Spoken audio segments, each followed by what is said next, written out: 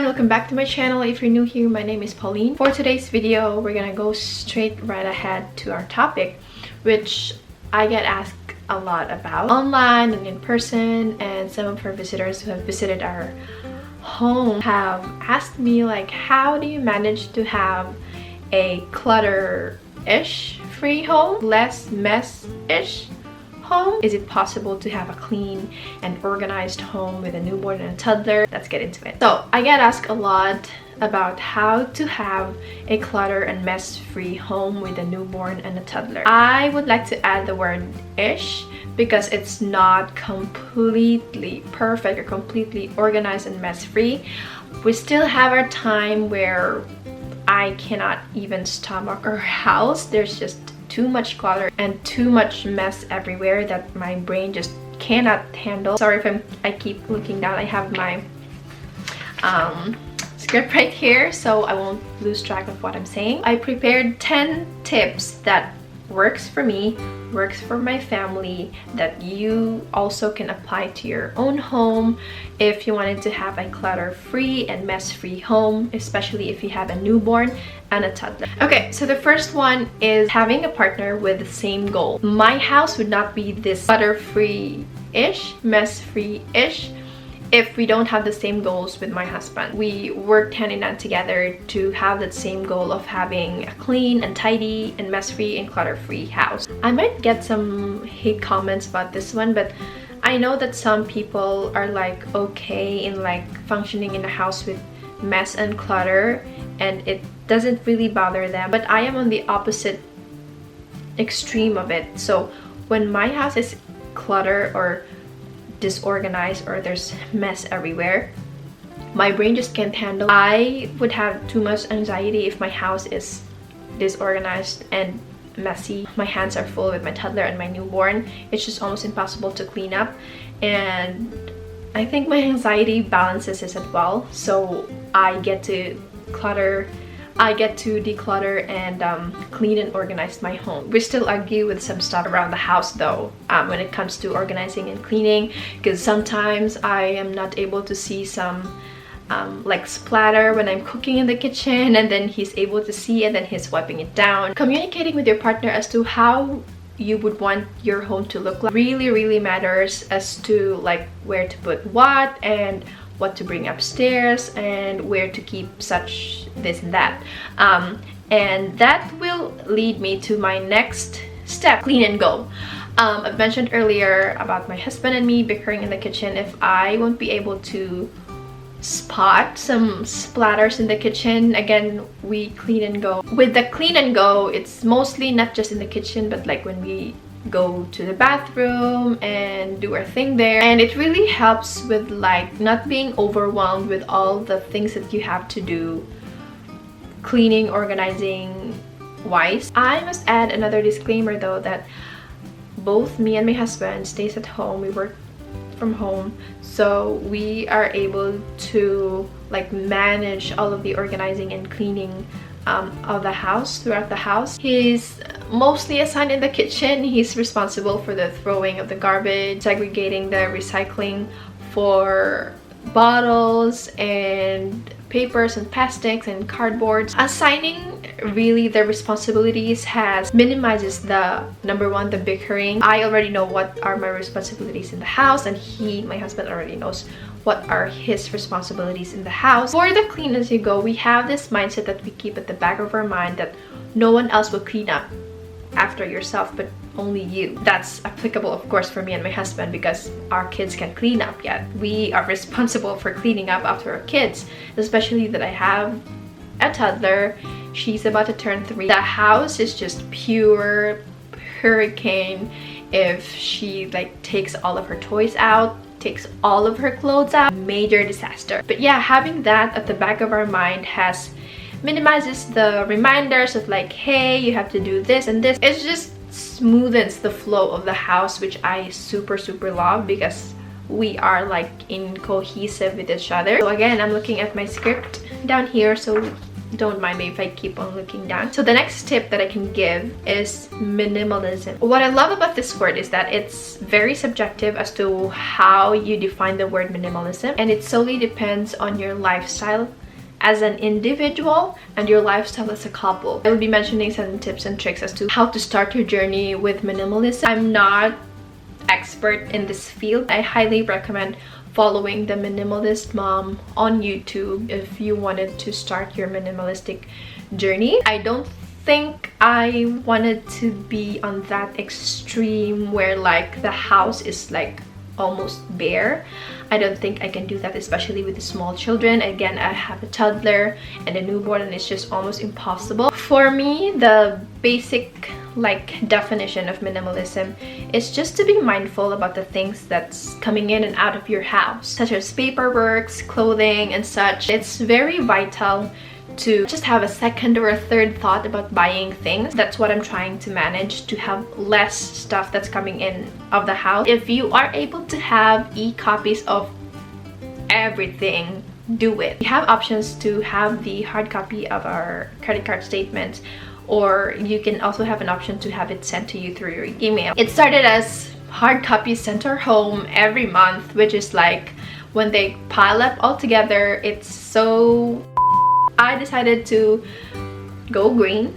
I like to call it going green, and chose the option to just send them on my email so I can have like a digital copy of my credit card statement and like file them on my email. Also, I think with subscriptions, I think minimalism is not just about things that are like tangible. If you check your email, you have lots of emails that you're subscribed to. Start unsubscribing from email listings that are not really helpful for you and your family. So under minimalism, that I can give you as a very solid tip and advice is to have a donation bin regularly.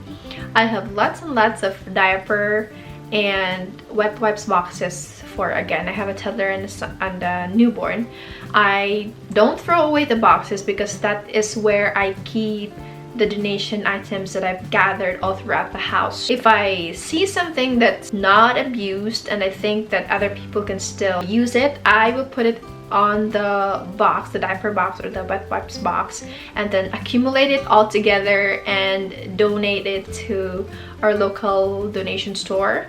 Or I have this really, because I used to work with this group of a homeless shelter where we donate our stuff regularly, and it just really helps with like rotating the stuff that you don't really use, especially clothes that can still be used by these group of people. And it's like two-way advantage as well. You are able to help other people have those items, and you're also decluttering your house, so hitting two birds with one stone. That's a really great feeling to, you know, give back to your community through forms of donating items in your house that you no longer use.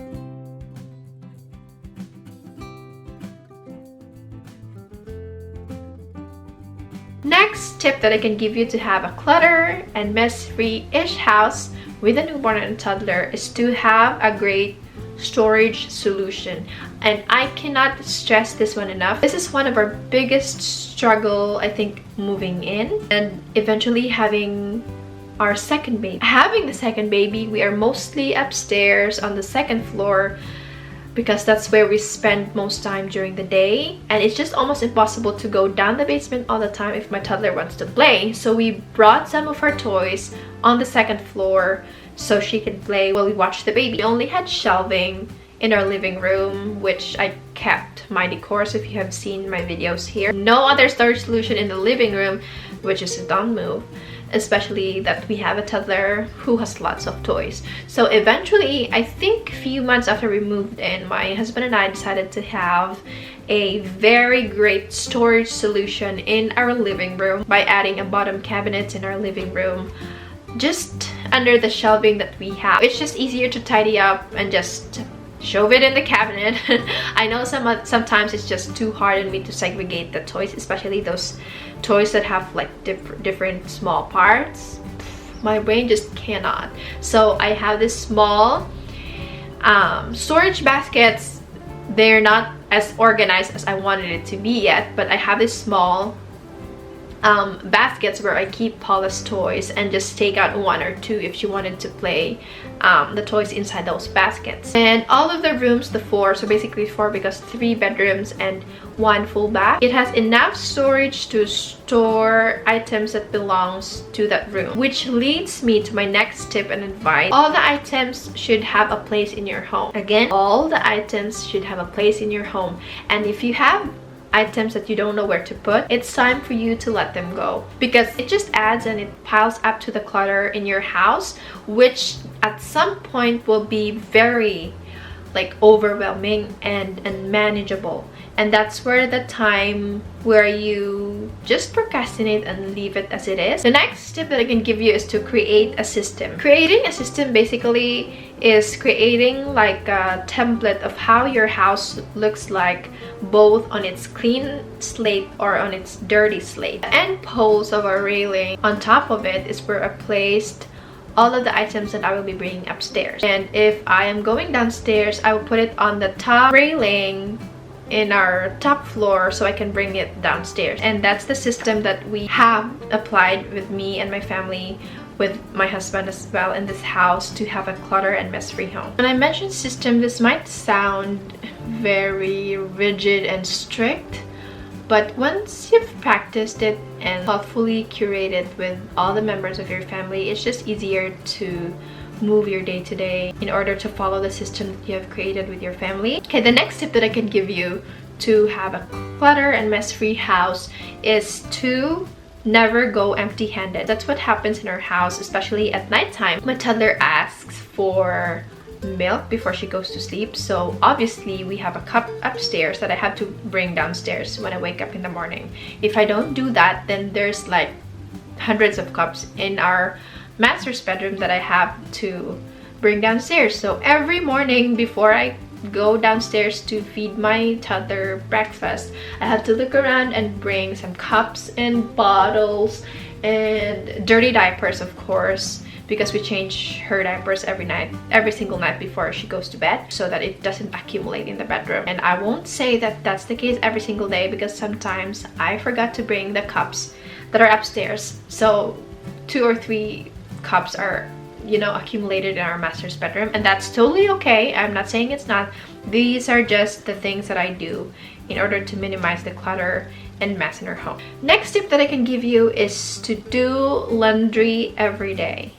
Again, this is not the case every single day, because some days I even forget to brush my teeth. I try to do my laundry every day, small batches of laundry every day, so you don't get overwhelmed during the weekend and you have some extra time, quality time with your family. Small batches of like washing, drying, folding, putting away just minimizes the stress that you get to accumulate during the weekend or during the day that you decide to do your laundry. It really helps with being on top of other chores as well. Again, I have a toddler and I have a newborn, which I have to change I think every hour, because it's either they mess their pants or they mess their top, so I have to change them. That's why I have to do my laundry every day. Another tip is to tidy up little by little. Whenever I have time, especially with toys, the toys really are the one that's like giving me so much anxiety if it's like all over the place. So what I do, again, I've mentioned with having a great storage solution earlier, that I have like small boxes for Paula's toys. Some of her toys are upstairs. I've kept them on small storage. I have I think about 4,